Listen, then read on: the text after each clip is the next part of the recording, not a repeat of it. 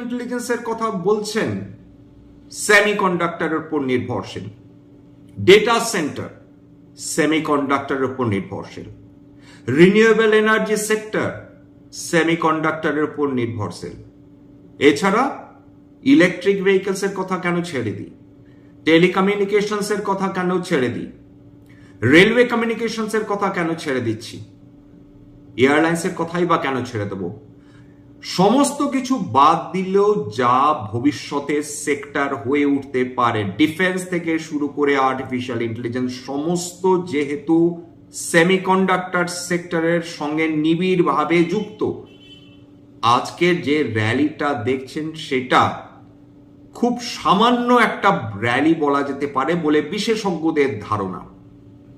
তারা এটাকে কেবল tip of the iceberg মনে করছেন এবং ভারতবর্ষ উঠে পড়ে